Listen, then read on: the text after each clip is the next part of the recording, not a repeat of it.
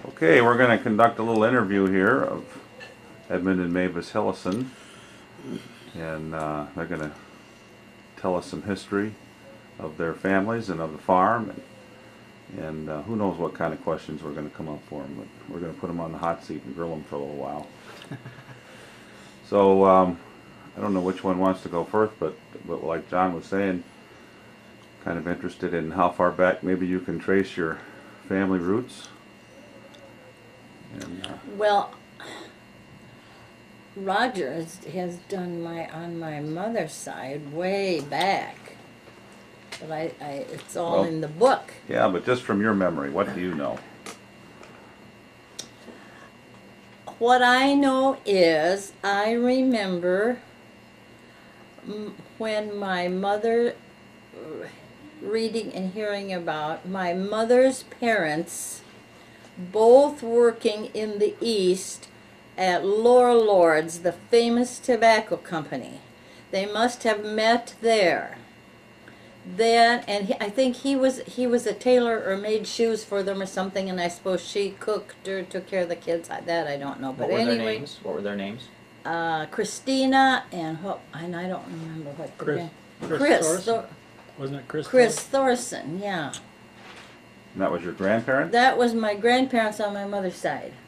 And then when my grandfather decided to come to the Middle West, he came to Iowa, came to Algona, Iowa, where he bought, I think it was 80 acres first. And, but before, and that was at Algona, and then actually the land was like about 50 miles north, let's see, north of there, I think, yeah. And he sent for my grandmother to come from the East, and they were married in Algona before they went to this land that he had bought. I'm not sure if he built a house before she came, but I know they were married before they both went to this property. And he paid for the land. They bought their furniture right there in Algona, and I think I have the receipt for it in my book, and I think it was $50 or something like For that. a house full of furniture? Yeah, whatever. So was buying the land kind of a prerequisite to getting married?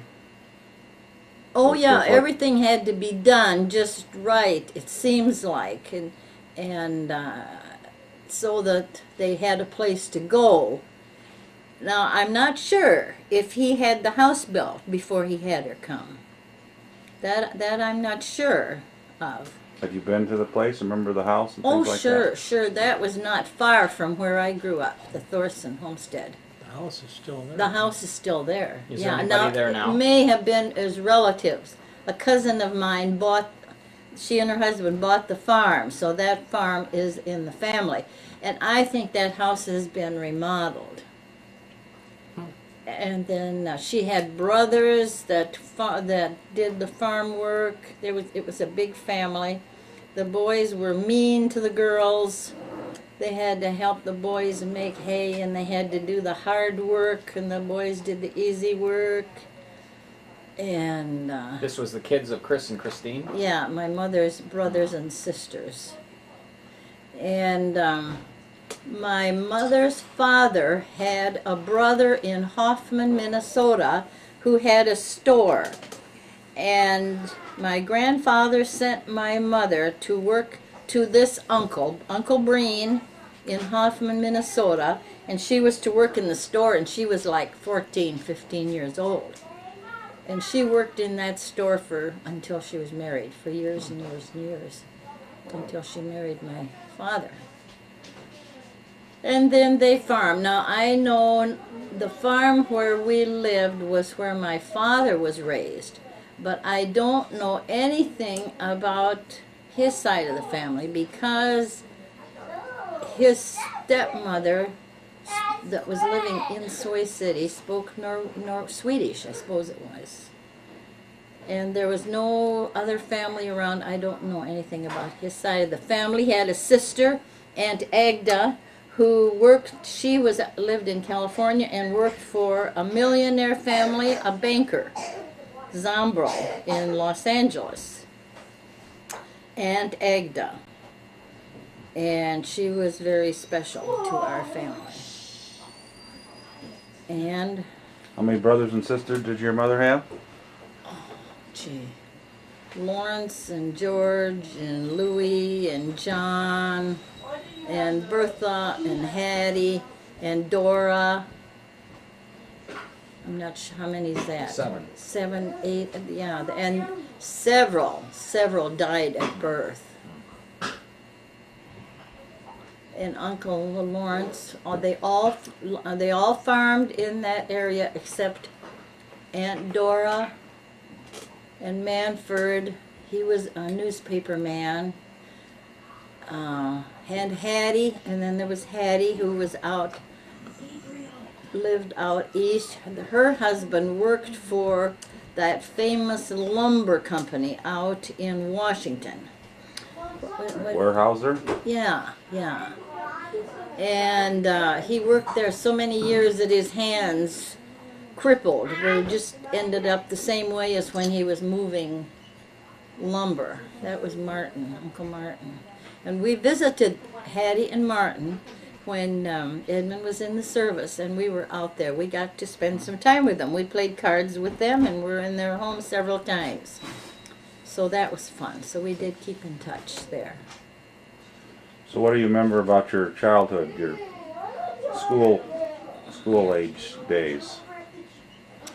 We often walked to school and from school. How far was it to school? We'd cut across, let's see, 2 miles? Probably. Wasn't it the schools? You had to be within 2 miles of the school?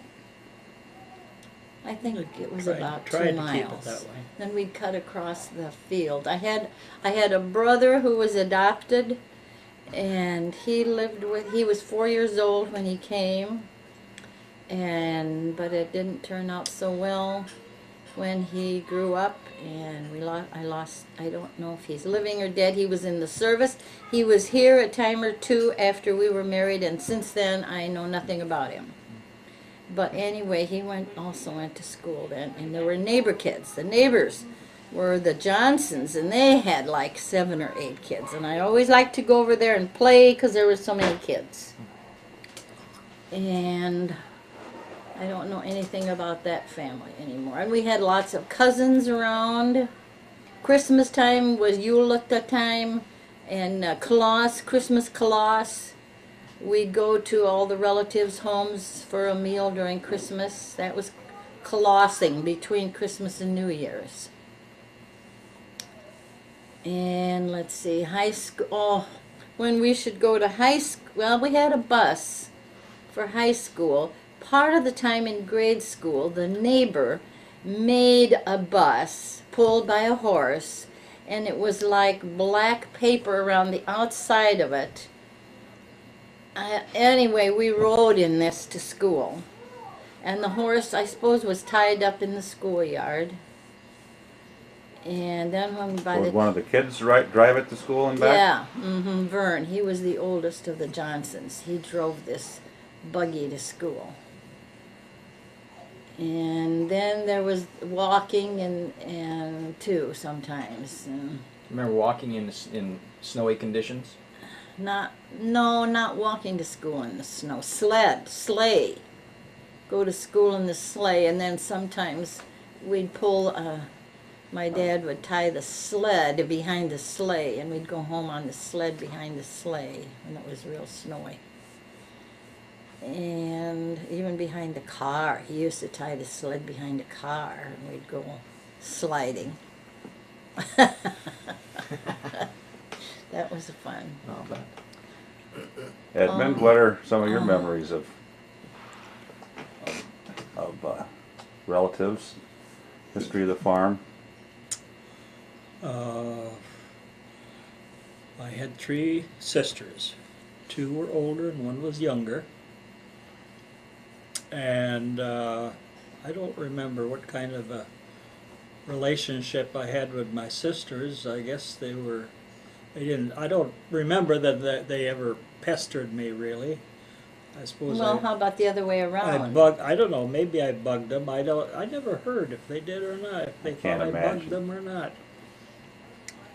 But I got pretty well, I got to do pretty much what I wanted to, I suppose, because I was the only boy.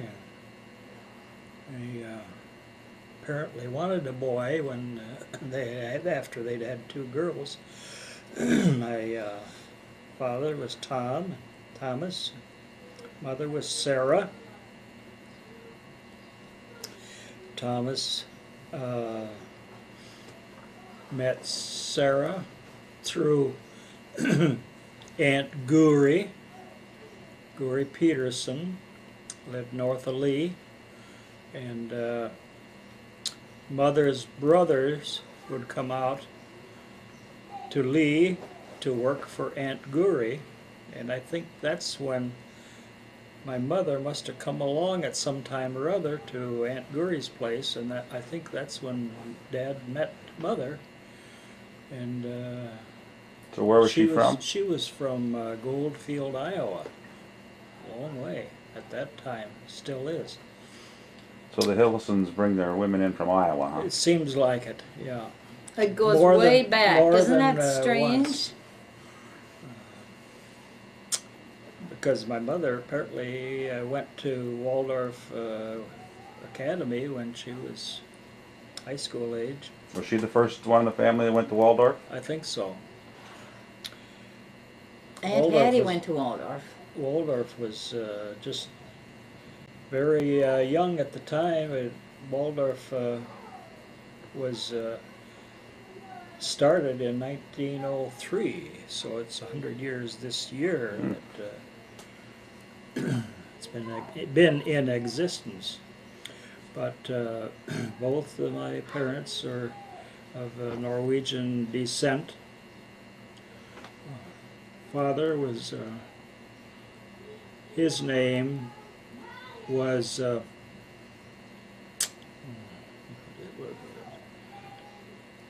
help me here. Who? My dad's what was our family name before it was Hillison? Loining? Loining. It was Loining, because there was a place in Norway where they came from called Loining, That was the name of the town or the region? Or? an area, a region apparently, I think.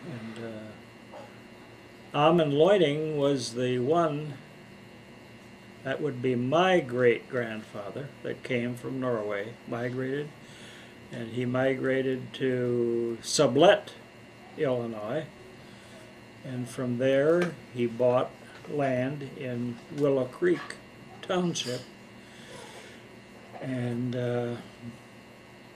then his son was Helge, and they called him, Helge changed the name from Loining to Hillison, because Hillison was more American than Loining. I guess that's the reason. That must have been in the late 1890s that they changed the name to Loining, or to Hillison from Loining. My father, or my grandfather, I never knew. He was dead before I was born. But my grandmother on the Hillison side was alive and lived till I was probably 15 or 16 years old. Was that Anna? And that was Anna Hillison.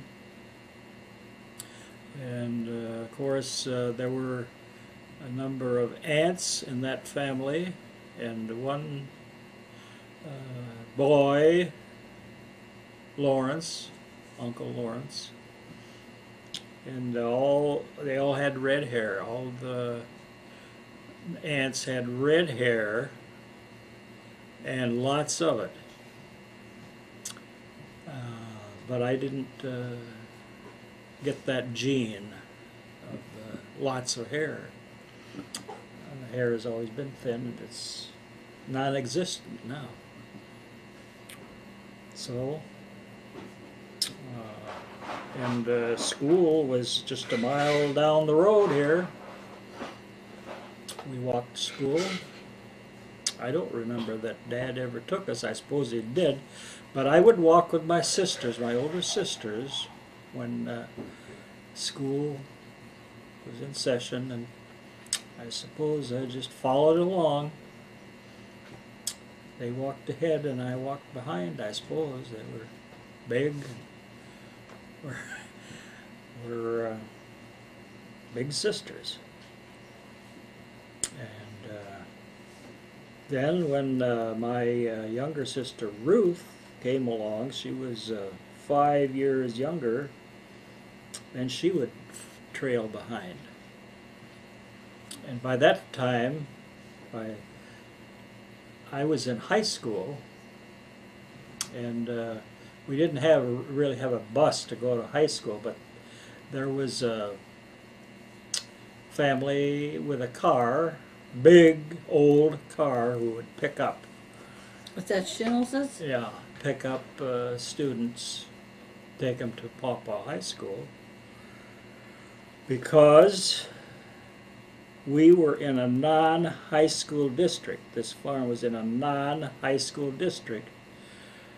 And just about that time, like 1934, there was money appropriated, apparently from the high schools that were looking for students. So there was transportation available to high school. So that's why I went to Pawpaw. They started that. So I went to Pawpaw to high school for 2 years. And then the Shabna High School must have started the same thing about a couple of years later. Anyway, they made the offer of paying for transportation, and the whole bunch of us from Pawpaw, a whole bunch of us kids went to Shabana to high school, and I finished 2 years, graduated from Shabana. Was that the grade school building now? That's the grade school building now, which is about to be replaced. I was 17 at the time I graduated from high school,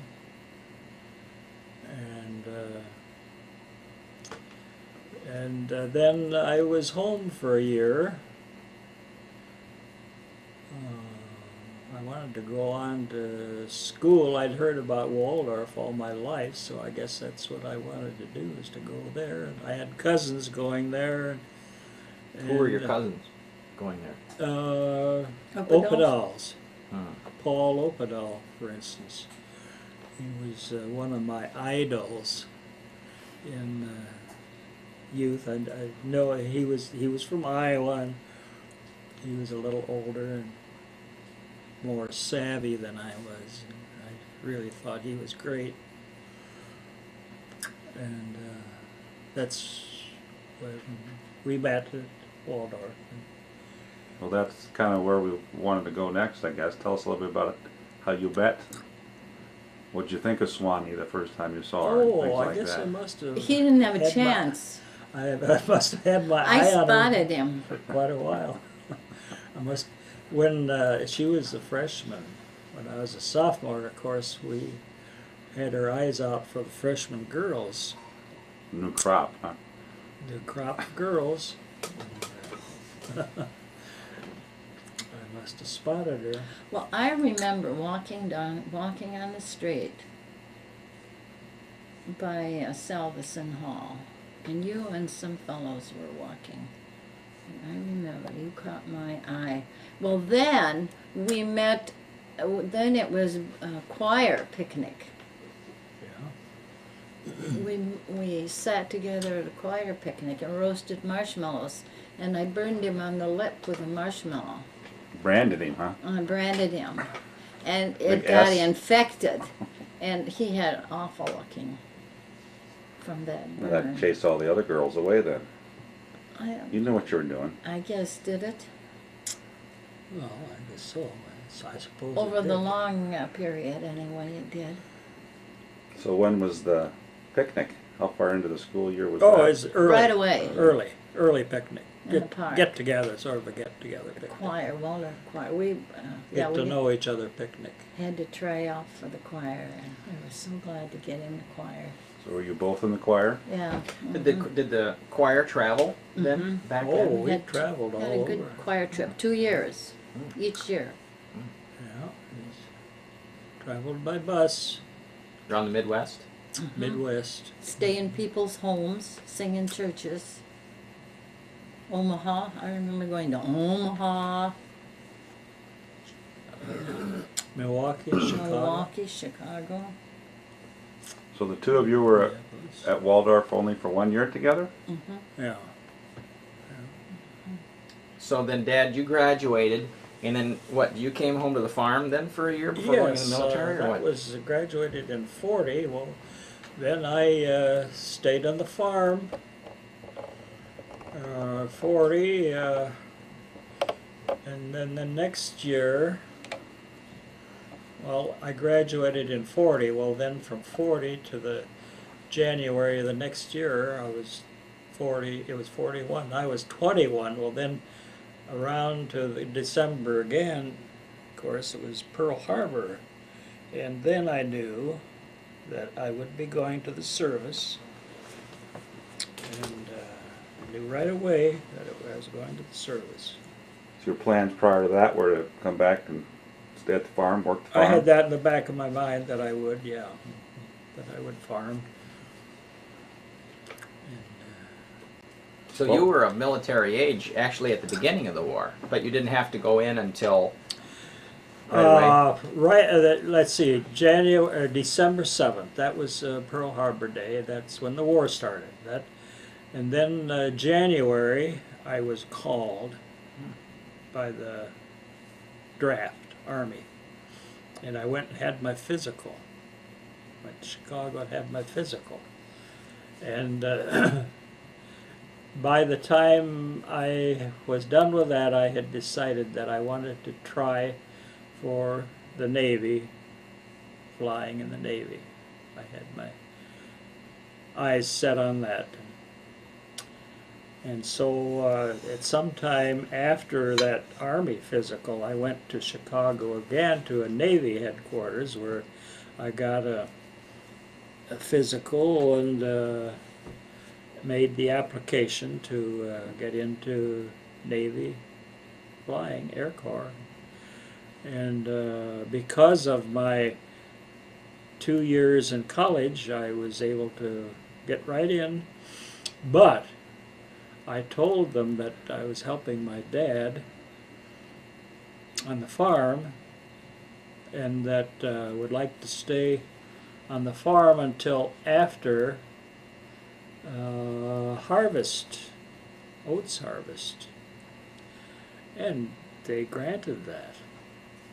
And but the day after I got done shocking oats, why, I got on the train and went to Iowa City, and that was a culture shock. From the oats fields of Illinois to cadet status in Iowa City. And I got along real good in the Navy. Except swimming underwater. I wasn't particularly athletic, and it was mainly athletic, but it was academic too. In the Navy, it was they developed a program called the V5 program for aviation cadets, and in order to sign up more men for to become pilots, they had to bring them in and bring them in and bring them in, and they didn't have facilities, so they had to put them up at schools, and then they had to figure out a way to keep them there, so they went through the athletic bit and the ground school, and kept us that way so they could get more pilots. They needed more pilots because the war in the Pacific was largely Navy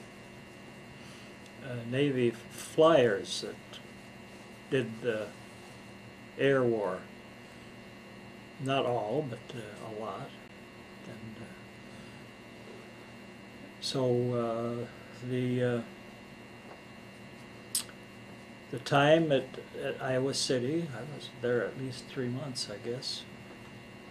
Went through ground school and the athletic program. I had trouble swimming, as you said. Oh, yes, I was working in Des Moines at the State Department of Social Welfare, and he'd call up to come over, get on the train and come over. He was having a terrible time. Swimming, what was it, underwater or some kind of swimming? So then I went over and visited in Iowa City from Des Moines. It was like a local train, wasn't it, from Des Moines to Iowa City? This is before you were married, right? Mm-hmm. So Mavis, you had graduated from Waldorf already then? Yeah, I was a year behind. She was a working girl. And then I went, my first job was it in Des Moines? No, Mason City. Mason City. Insurance company. And then we had taken, I had taken there were a state exam that was offered at Waldorf. Well, then when your name came up on the list, then you'd be assigned an office with the state, and that's when I went down to Des Moines. But something I remember about growing up, so different from now. Saturday night was town night. We'd take a case of eggs to town and get groceries for all week, walk the streets all evening with friends, and that case of eggs would buy enough groceries. And it wasn't a 30 dozen case, it was either 12 or 15, 12 dozen, wooden slats. And that lasted us for All the week, week. huh? So would you sell the eggs or trade them at the store? Take or- them to the grocery store and got Trade. grocery for the eggs. Chickens were a pretty valuable product. And back then, how weren't how meager they? the money was, and we thought we were fine. Of course, we grew, had gardens and meat and made butter and all that. But anyway, I think about that often, how it is now, and when I was growing up anyway, it wasn't. You always felt like you had plenty to eat? Yes, we did, but we never felt Never felt deprived. no, but it just is so different. Just you can't imagine not having lived through it. You can't imagine the contrast. And that was pretty typical. Everyone else that you knew kind of Yeah, did the same sure. sort Then of thing? everybody Everyone- else was in town on Saturday. Would they have night. something Had the else to same take to the story. store and trade, or Just eggs, everybody had eggs, huh? Cream. cream. Cream. I We'd think- ship cream. We shipped cream to Chicago. The creamery, the truck came from Fairmont and picked up our cream, so we had a milk check, I remember, once in a while. But it was Pretty meager, pretty meager. but got along just fine. We don't need as much as we have, do we? Oh, waste. No, we don't need as much as we have. And then for most people, what we have isn't enough. Yeah, in the wintertime, then it would be to take the sleigh and horses to town with those eggs. I can see to this day my dad bringing home celery and lettuce and things like that in that egg case. Guys, I can remember when we took eggs to town. quickly, Minnie got stuck under a plate in the junkyard, and there's a skunk under there with him. You go help.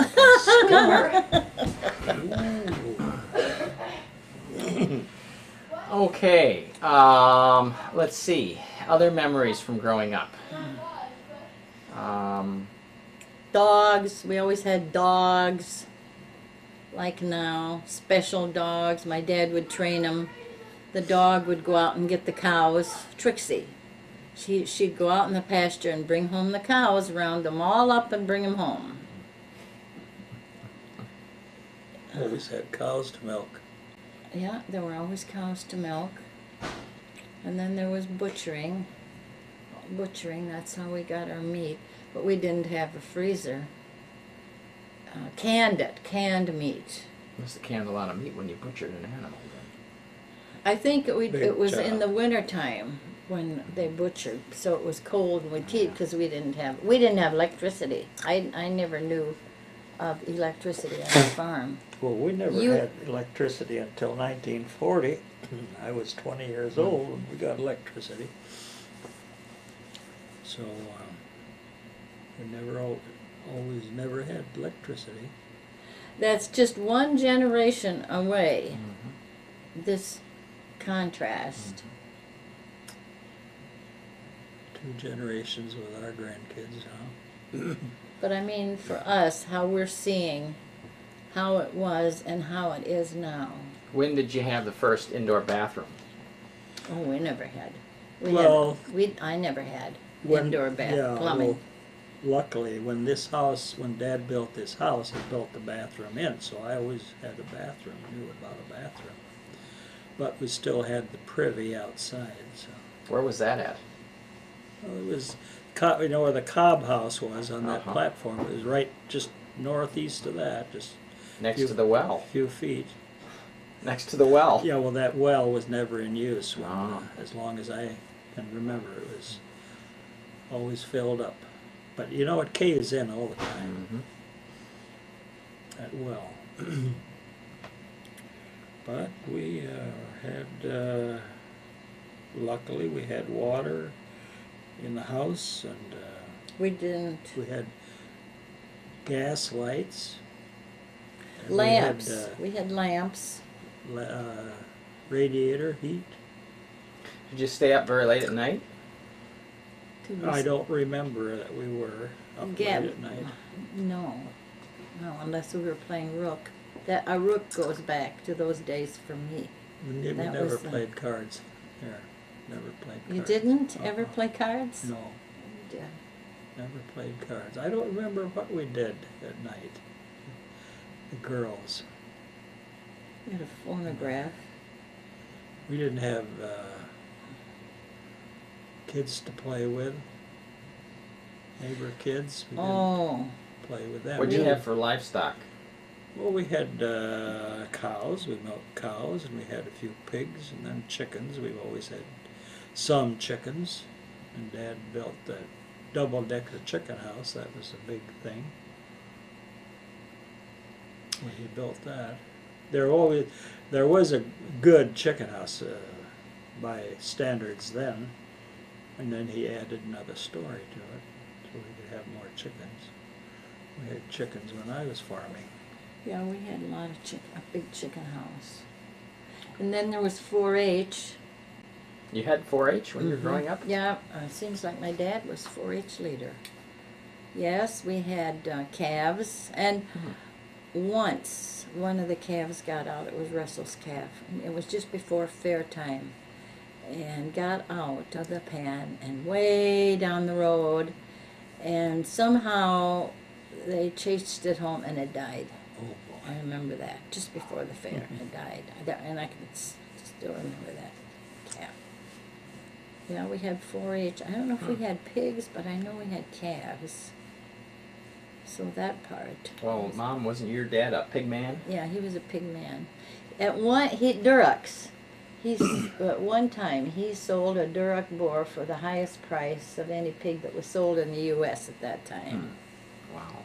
He was a pig man, but Remember how much that was? no. No, I don't know how much that was. No. So I can't. Oh, there's all kinds of things. What Church.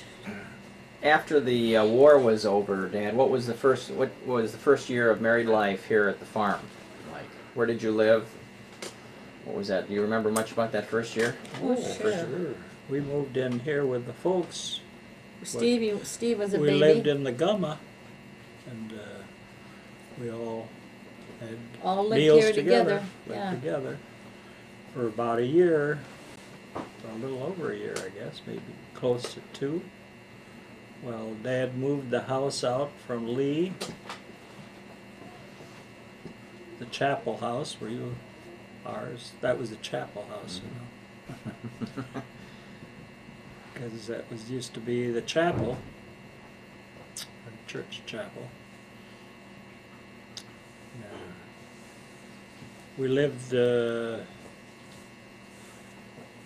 here, must have been 2 years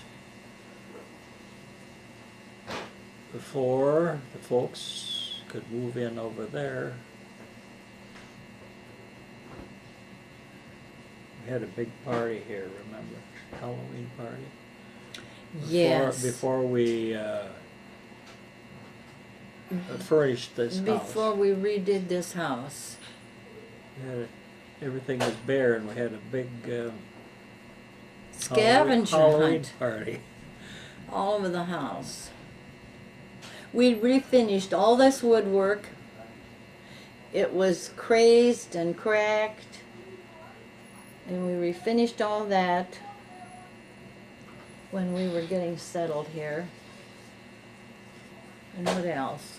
Painted or whatever it was. Oh, that was a job. Did you get the skunk? Yeah, we dug the dog out. I don't know how he got in that position. We didn't get the skunk, but we got the dog. Skunk didn't get you. You don't want to get the skunk. No, well, he might have got the edge of me. I don't know. Oh, You'll be the judge of that. I thought I caught a whiff of something. Oh, let's... So where are we at here? Now, we just talked about first year after the war was over, Mom and Dad settling in here. Was the house any different then? Pretty much the same, except it didn't have, it had just a small porch here, and quite a while later Dad built that extension on the porch, built a bigger porch, which we still enjoy to this day. How did he pour the concrete? Is that mixed right here? We poured it Hand mix? with a little mixer. It had a gas engine on it, little cement mixer. That little mixer got a lot of use, didn't it? Yeah. Well, to come here, you know, Steve was born in Sway City. Edmund was overseas, and I was with my folks. Well, then when he came home, we had to come out here. We didn't have a car. So my folks were living in Sway City then, and my mother's brother, George, was living with them. And it was Uncle George who took us and Steve out here, right? Yep. So that's how we got to Illinois from Iowa. So that was after the war? That was after the war, after Edmund came home. Mm-hmm. Cars were scarce. There weren't any cars. Do you remember your parents talking about their childhoods at all? That's going back a generation more. Well, my mother would tell about the prairie fires. In Iowa? Mm-hmm. And she talked about, they were so lucky to have a house. She knew people who were living in caves, in Sod huts. sod huts. That would have been what time frame when she was growing up? 1870s, maybe 1880s? I don't know without looking It would have in been, the book, later. family book. Later than that. It would be Yeah, in she the would tell about 1890s. wolves howling and all that sort of thing. Hmm. My dad never talked about it, but my mother would talk about those things. Hello. Did you you get want this? me? Did you get in on the skunk business? Yeah, that Minnie got into a skunk hole. She gets sprayed? She smells. Oh, well, you might have to stay here at the farm for a few days while she cools Oh, I off. thought I was supposed to be in on it. No, you're just supposed to be here, not in you're off camera. Oh, well, I'm keeping the kids at bay. She's the youngest daughter. Dad, you remember your folks talking about their childhoods at all, growing up? No, Dad didn't Well- say too much about he had a pony when he was a boy, an Indian pony. Didn't hear too much about it, but he was quite an adept rider, and he could even stand upside down on the pony. That was a trick he could do. You mean stand on his head? I heard about that, but they had never said anything about it, but somehow I heard. He was quite a guy for pulling things like that. He was more willing to tell things than we were to listen. Really. Should have had this camera And back a lot then, of people say that about their folks, that if we'd only asked questions or listened, we would have known.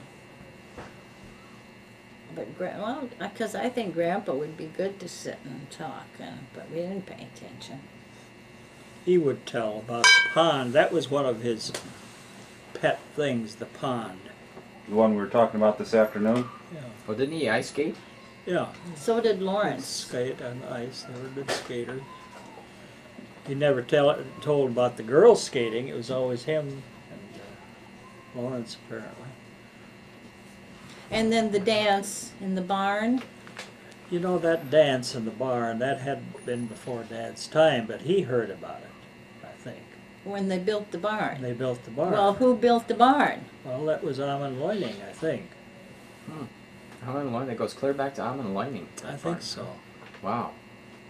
And that barn is Is still that there. this barn or the one at the other place? At the other place, the big barn over at the home place, as Dad called it. Do you remember any barn raisings and that sort of thing? No, I don't remember any barn I raisings. remember after the young folks got married out in Iowa, there would be a barn dance. I remember going to barn dances.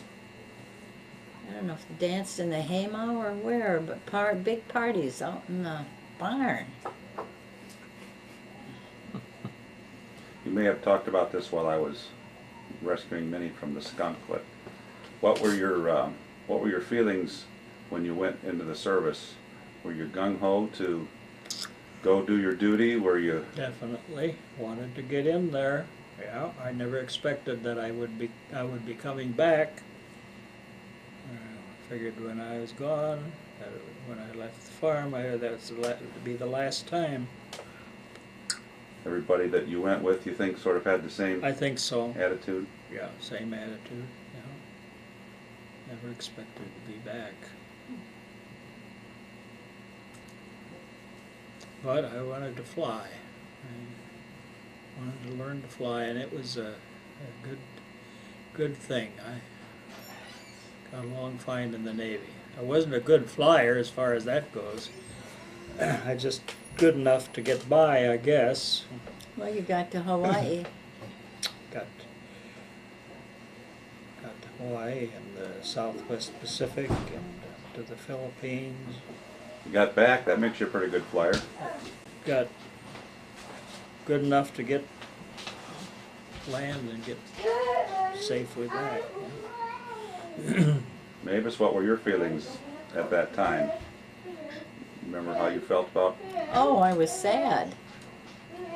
I remember exactly when the news came out about war. Remember, I was in Des Moines going home from work, and there were people on the streets and newspapers and telling about war, so I knew what was ahead. I was staying in Esther Hall in Des Moines at the time, a place for girls to stay and working. So, The yes. two of you able to keep in contact pretty regularly while you were going through training and while you were off overseas? Yeah. A lot of There's emails? Lots of letters up in the attic. Do you? Mm-hmm. When was the And last I time think the girls got into them once. When was the last time you looked at those? Oh, we haven't looked at them since. But I know there are letters up in the attic I wonder that I if got Jeanette- from Edmund. I wonder if Jeanette saved all of mine. Should I turn the Did camera you over go there to and war? ask? about war. We just went with a skunk and a dog. Yes, yes, yes, yes. Well, when Edmund was gone, I was fortunate. I had good places to work and was with friends, and so it worked out. I was working in Chicago when he came home, living with my best college friend. She had met her husband-to-be while we were working in Chicago. Who was that? Was that Shirley? Margaret. Margaret. Margaret Henderson, Oh. yeah. Who you just saw down in. We On the way up. stopped at their place when we went over to Texas from Florida. Lake Florida. Charles. Lake Charles. Lake Charles, uh-huh. Louisiana. Seems like some of the people that you met during war times, you must have had pretty strong relationships with, because you kept in touch with them over the Oh, years. That's yes, right. Yes. We got in touch with many of them. And they're dwindling real fast. We had good times, good friends. The Goebbels lived close to them, the different ones, yeah. Someone's Samanzas, especially the Samanzas. Grahams. That stood up with us. We were married in Hollywood, Florida, a double wedding, us and Ronnie and Aggie Norris. And a double wedding was such a big deal that we made the front page of the Miami Herald newspaper. And we waited in line to get married. Waited in line with Waited other in couples, line, other military couples. right, to get married. So how long was that before you went off overseas? Well, what was the year you got married? Well, it was, we got married in August, and then we waited for orders there a long time in Hollywood. So we didn't get home, get orders, I guess, until, must have been December, I think. Because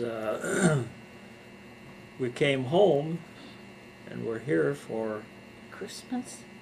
I don't think we were here for Christmas. I think we were in San Diego for Christmas. Yeah, But, that's right.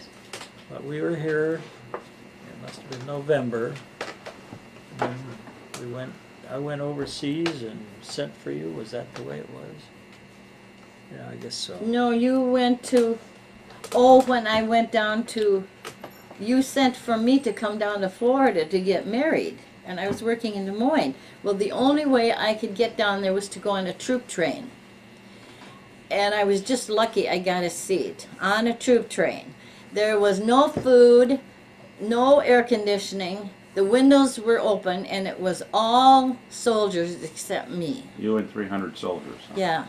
She was the life of the party. And they'd ask me, where are you going? And I'd say, to Hollywood. Well, they'd say, you're going the wrong way. Oh, I'm in Hollywood, Florida. But that's the way those soldiers had to travel. No air conditioning and no food and sooty. I was so dirty. And then a friend, the wife of another pilot, met me. Edmund was off at gunnery school or someplace. So that was how I got down to Florida. I'll never forget that. After that, I guess we traveled pretty good. Was that before- steam engine at that time? Steam engine at that time? It must have been. Oh, It was yeah. really smoky. Hmm. That Then- wasn't that long ago. That was the 1940s. Then when we were in San Diego, relatives helped us find a place to live, and we just got moved in, and you got orders to go Yeah, that was, to move that again. was When you went Oakland. overseas. Yeah, it was Oakland, really. Yeah, We moved back and forth on the West Coast. up and Get down. orders back and forth. And What were you doing at those different stations then? Training? Different types of training? just hanging out mainly. Our training was over with. We'd had gunnery school and we'd had navigation school. We had our wings and we had our commissions, so they were just mainly waiting for orders, and they'd shuffle us around until they decided where they wanted us to go, or where they needed us, I suppose. But you wouldn't get a lot of airtime to just No, fly. no, we were required to get 4 hours a month in order to earn flight pay. Flight pay was half of your base pay.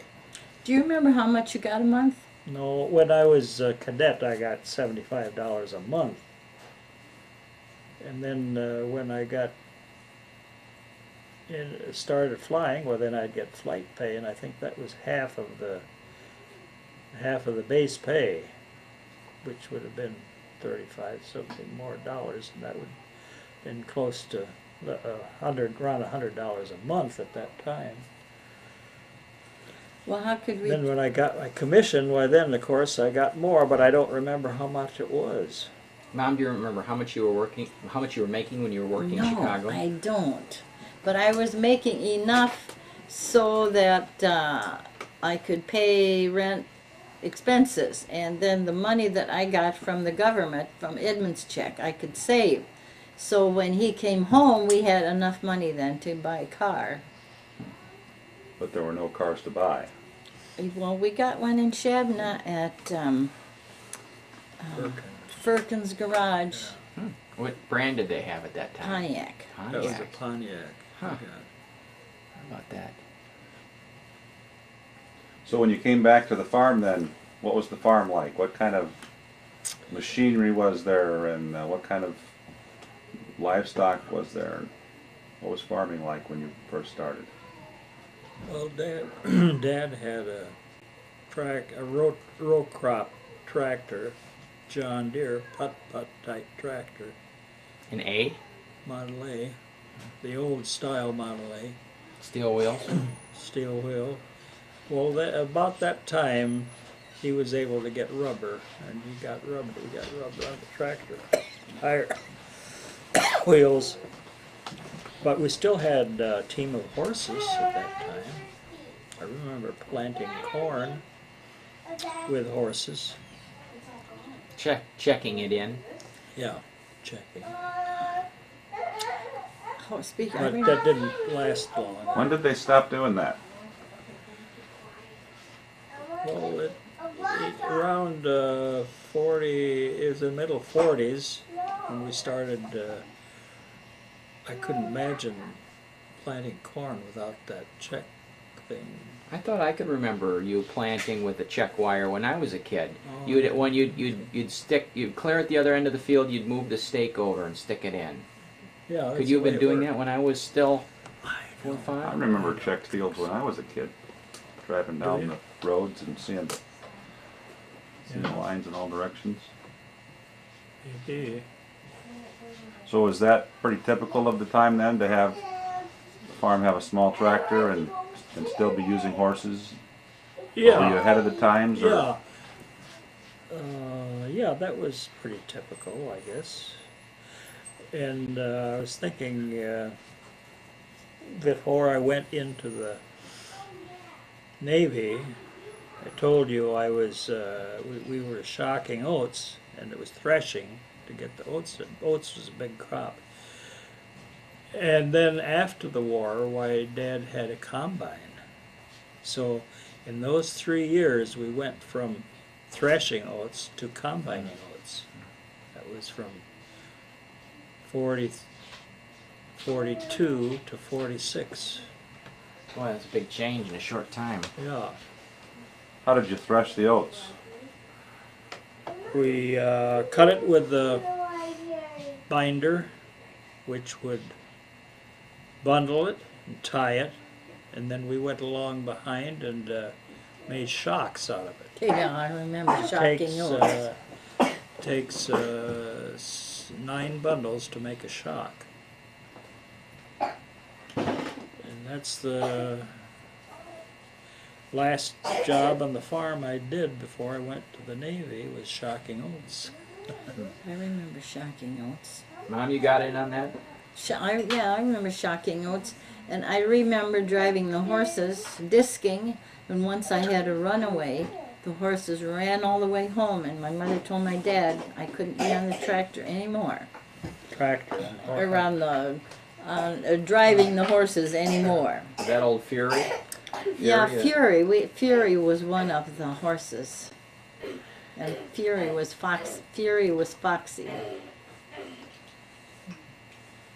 So once you shock the oats, then what? It would stand until it was dry and the time to thresh, run it through a threshing machine. They'd call it a threshing run. Well, tell them you had to throw those bundles up on the rack. Yeah. We had a hay rack with sides on it, and then we'd throw the bundles into the rack and haul it into the threshing machine and pitch the bundles into the threshing machine, and the straw would be blown out onto a stack, and the grain would flow into a wagon, and then from wagon we'd put it up into the granary, store it in the granary. So how was the threshing machine powered? Threshing machine. Steam engine. Well, a steam engine earlier, but then in the later years they were gasoline tractors. Was that Yeah. something you had here at the farm, or did people No, travel and? Yeah, It was traveling. It was a run. yeah, it's a run. and then it That's was right. Several farmers would go together and buy a threshing machine, and then they'd have a run of 8 or 10 farms to do, and then those that didn't have any interest in the machine, they would have to pay to have their threshing done. And then the women folks had to feed And all then these we'd have men. a big feed every day. Well, things have sure changed a lot then. You don't ever have to feed anybody around here. Do The gas tractors have as much power as a steam engine to run those threshers? Could they run them? Just barely. I remember as Tommy Rister, who had a tractor that ran the threshing machine, and it had to be in top-notch condition in order to run that threshing machine. And he was very careful about keeping it in running order, good running order, because it, from morning till night, just full blast, running full blast, standing still, and the pulley, running the pulley with a long belt to the threshing machine. Big days. I mentioned those are big days. I can remember when we had a steam engine, because that was really thrilling to me when I was a little kid. A steam engine come. Oh, that was a And big, threshing big machine. deal. What'd they feed it with? What'd they burn? Oh, it was coal. But you had to have, everybody had stock tanks for water, and you had to have a good supply of water for those steam engines. And the steam engine would pull its own water wagon, and then there was a water boy who kept that full, and he was the luckiest guy. We envied him. And, Why? Oh, he got to travel with the Oh, machine and keep that water. They had some kind of a pump that would pump it out of the stock tank into this water wagon, and then from the water wagon they'd get it into the steam engine somehow. I don't remember all the details of that, but the water boy, he was another one that you looked up to. envied. Well, then for the men to wash, every place they threshed would set up a hand washing place outside. Under a tree. Under a tree, yeah. A wash basin and soap and water and everything so they could clean up before they went in the house to eat. I remember that. I remember making lots of pies and Big feed. Big feed. Everybody cooked just great food.